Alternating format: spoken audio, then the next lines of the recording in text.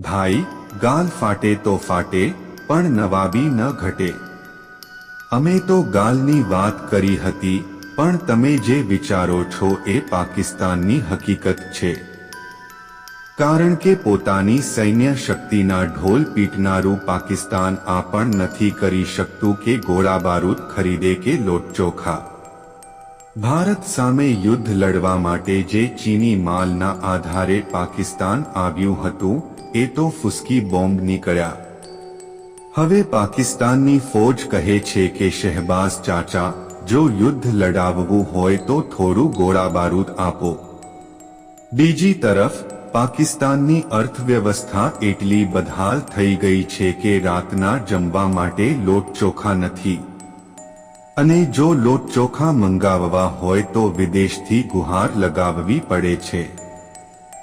આ જ પાકિસ્તાનની સૌથી મોટી વિડંબના છે કે ભ્રમમાં આવીને યુદ્ધની ધમકી તો આપે છે, પણ પાછળ જોતું નથી કે તેની અર્થવ્યવસ્થા 10 દિવસનું પૂર્ણ યુદ્ધ પણ ટકાવી શકે તેમ નથી. પાકિસ્તાનની ગંભીર હકીકત એ છે કે તેમનો સૈન્ય ખર્ચ પણ તેમની જનતાની મૂળભૂત જરૂરિયાતો પર ભારે પડે છે. આ જ કારણે શાળાઓમાં પુસ્તકો નથી, હોસ્પિટલોમાં દવાઓ નથી, રસ્તાઓ પર ડામર નથી, વીજળીની અછત છે, મોંઘવારી છે, બેરોજગારી છે. પરંતુ હાકેમો પોતાની દુનિયામાં મસ્ત છે. આપણે કહીએ છીએ ને, ભગવાન ગરીબી આપે પણ ખોટા નિર્ણયો ન આપે. પાકિસ્તાનને બંને છે.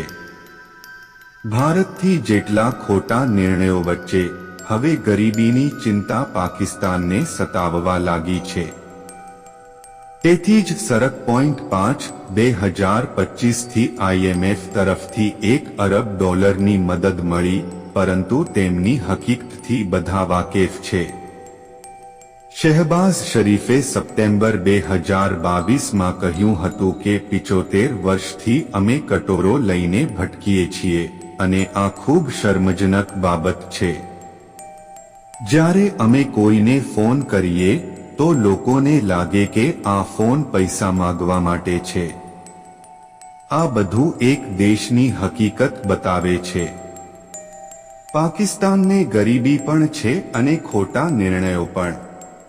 શહેબાઝ શરીફે આ વાત 2022માં કહી હતી, પરંતુ આજે પણ તે પ્રસંગોપાત છે, કારણ કે પાકિસ્તાનની ભીખ માગવાની આદતમાં કોઈ ફેરફાર નથી આવ્યો. તમને આશ્ચર્ય થશે કે એક તરફ પાકિસ્તાન ભારતથી ઈર્ષ્યા કરે છે, તો બીજી તરફ તેના આર્થિક મામલાના મંત્રાલય સોશિયલ મીડિયા પ્લેટફોર્મ એક્સ પર ટ્વીટ કરીને ભીખ માગી. આ ટ્વીટમાં દુશ્મન ભારત દ્વારા નુકસાન અને શેરબજારની ખરાબ હાલતનો ઉલ્લેખ કરીને વર્લ્ડ બેંકને ટેગ કરવામાં આવ્યું. લોકોએ કહ્યું કે તમારું ભીખ માગવાનું ઢબ થોડું આધુનિક છે. સરકારે સફાઈ આપી કે તેમનું એકાઉન્ટ હેક થયું હતું, પરંતુ ત્યાં સુધીમાં સોશિયલ મીડિયા પર મજાક થઈ ગયું. સાંજ થતા પાકિસ્તાનનેથી પૈસા મળી ગયા. કેટલાક લોકોએ માન્યું કે પાકિસ્તાન અનેક દરવાજે ભીખ માગી રહ્યું હતું, એક જગ્યાએથી મળી ગયું તો બાકીનું બંધ કરી દીધું. પરંતુ પાકિસ્તાનની હકીકત એ છે કે તેની અર્થવ્યવસ્થા એટલી ખરાબ થઈ ગઈ છે કે ની ટેકા વિના તે એક પગલું પણ ચાલી શકે તેમ નથી. 9 મે 2025ના રોજ વોશિંગ્ટનમાંની બેઠકમાં પાકિસ્તાનને $1 અરબ મળ્યા. ભારતે એ વાત પર ધ્યાન દોર્યું કે પાકિસ્તાને 24 વખતથી બેલઆઉટ લીધું છે, પરંતુ કોઈ સુધારો નથી કર્યો. પાકિસ્તાન આતંકવાદને પ્રોત્સાહન આપે છે, અને એના પૈસાનો ઉપયોગ લોટચોખા કરતા લશ્કર અને જૈશ જેવા આતંકવાદી સંગઠનોને ગોળાબારૂદ આપવા માટે થઈ શકે છે. પરંતુ દુનિયા હજુ પણ પાકિસ્તાનના આતંકવાદ કરતા માનવતાને વધુ મહત્વ આપે છે, જેથી બાળકો ભૂખ્યા ન સૂવે તે માટે આ પૈસા આપવામાં આવ્યા. ભારતે આ માટે વોટ આપવાનો ઇનકાર કર્યો. ના રિપોર્ટમાં એવું પણ કહેવાયું કે પાકિસ્તાન વારંવાર શરતોનું પાલન કરવામાં નિષ્ફળ રહ્યું છે. પાકિસ્તાન IMF માટે ટુ બિગ ટુ ફેલ દેવાળું બની ગયું છે. સોશિયલ મીડિયા પર એક મીમ વાયરલ થયું હતું કે દુનિયાના દેશો નથી ઈચ્છતા કે પાકિસ્તાન ખતમ થાય, કારણ કે જો પાકિસ્તાન ખતમ થઈ ગયું તો તેણે લીધેલું દેવું કોણ ચૂકવશે? આ ગંભીર વાત છે, પણ મજાક જેવી લાગે છે. પ્રશ્ન એ છે કે પાકિસ્તાનની આ બદહાલી માટે જવાબદાર કોણ છે? પાકિસ્તાન એમ કહે છે કે ભારતે તેમને બરબાદ કર્યું, પણ ભારત સિવાયની કોઈ વાત છે.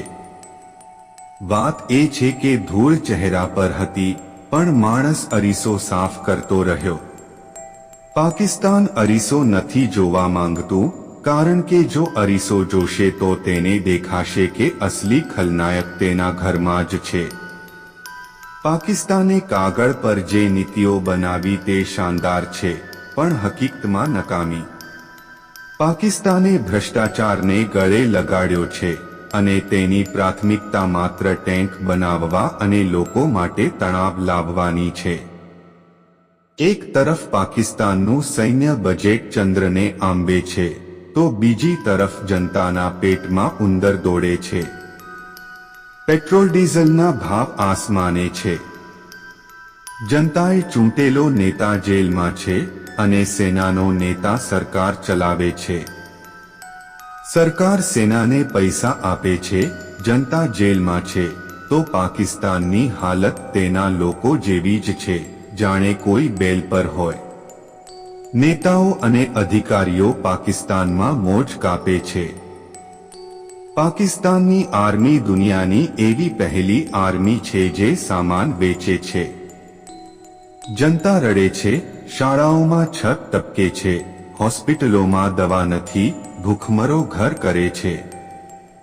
આતંકવાદને રણનીતિક હથિયાર બનાવીને પાકિસ્તાને પોતાની સાખને એટલી કલંકિત કરી છે કે વૈશ્વિક મંચ પર આજે કોઈ તેને ગંભીરતાથી લેતું નથી. ની ગ્રેલિસ્ટમાં પાકિસ્તાનનું નામ છે, દુનિયાની નજરમાં તે નિષ્ફળ દેશનું લેબલ ધરાવે છે. પાકિસ્તાનીઓએ હજુ વિચારવું છે કે આ બધું બહારની શક્તિઓએ કર્યું. ના, આ તમારા ઘરની ફસલ છે, જેને વર્ષોથી તમે ખોટા બીજ રોપીને બરબાદ કરી છે. પાકિસ્તાનની જનતા હવે સવાલ પૂછે છે કે આ દેશ ક્યારે સુધરશે? યુદ્ધ થઈ ગયું તો હાકેમો ખુશ છે, કારણ કે જનતા તેમનો ગળું પકડી રહી હતી, તે હવે દેશભક્તિના નામે તેમની પાછળ ઊભી છે. પરંતુ સવાલ એ છે કે ગરીબી, મોંઘવારી, બેરોજગારીથી પાકિસ્તાનના હાકેમો ક્યાં સુધી બબૂશે? બાળકો શાળાએ જવા તરસશે, દર્દીઓ દવા માટે ભટકશે, યુવાનો નોકરી માટે રડશે. ટ્વિટર પર યુદ્ધના મીમ ફોરવર્ડ કરવાથી કંઈ નહીં થાય. પાકિસ્તાનના રક્ષા મંત્રી પણ મીમ રમે છે. ભારત સામે યુદ્ધ લડવાને બદલે સોશિયલ મીડિયા પર મીમર્સ માટે કન્ટેન્ટ બનાવે છે. સવાલ એ છે કે ક્યારે દુશ્મન દેશને ધમકી, ક્યારે IMF સામે ભીખ માગવાની નૌટંકી? પાકિસ્તાને સમજવું પડશે કે દેશની સાખ ટેન્કની પરેડથી નથી બનતી, સાખ બને છે જનતાનું પેટ ભરવાથી, બાળકોને ભણાવવાથી, દુનિયામાં ઇજ્જત કમાવવાથી. પરંતુ આ વાત પાકિસ્તાનને સમજાતી નથી. હર વખતે કરજ લઈને ઘી પીવું, આ જ પાકિસ્તાનની ફિતરત છે. આગામી પેઢીના માથે પાકિસ્તાને એટલું કરજ લાદી દીધું છે કે બાળકો જન્મે ત્યારે જ કર્જદાર હશે. સાઉદી અરેબિયાથી લઈને ચીન સુધી સૌની સામે કટોરો ફેલાવ્યો છે, અને ઘરે આવીને કહે છે કે અમે ખૂબ શક્તિશાળી છીએ. પાકિસ્તાનની કહાણી એ જ છે, ખાલી ડોલ. હવે પાકિસ્તાનનું શું થશે, અમે નથી કહી શકતા. પરંતુ અમને એટલું ખબર છે કે જો પાકિસ્તાન વખત રહેતા નહીં સુધરે, તો તેનું ભવિષ્ય કાયમ માટે ખરાબ થઈ જશે. યુદ્ધ પણ ન રોક્યું તો ભારત પણ ખરાબ કરી દેશે. પણ તેમ છતાં અમે પાકિસ્તાનને કહીશું કે હાકેમો, આતંકવાદ બંધ કરો, ભારત તમને માફ કરી દેશે.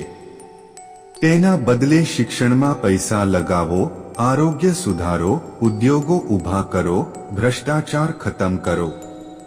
આતંકવાદ પર અમારી ઝીરો ટોલરન્સ છે, અમે તમને ઠોકીશું. આ ધમકીઓ આપવાનું બંધ કરો, કટોરો થામવાનું બંધ કરો. ટ્વિટર પર આ બધું મજેદાર લાગે છે, પણ વાસ્તવિક જીવનમાં આ બધું ગડબડ છે. ઇતિહાસ સાક્ષી છે કે જે દેશ પોતાની ભૂલોમાંથી નથી શીખતો, તે વારંવાર ઠોકર ખાય છે.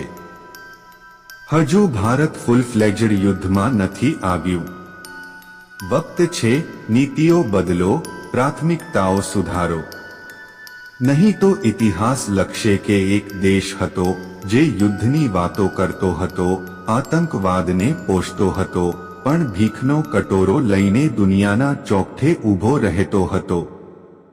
શું પાકિસ્તાને પોતાની આવનારી પેઢીઓને આ જ ઓળખ આપવી છે? વક્ત હજુ છે, સુધરી જાઓ, નિકાસ વધારો, ઉદ્યોગો લગાવો, જનતાને મૂળભૂત સુવિધાઓ આપો. ઇજ્જત કમાવવા માટે કટોરો નહીં, ક્ષમતા વધારો. હવે શું પાકિસ્તાન જાગશે? એ જોવું રહ્યું.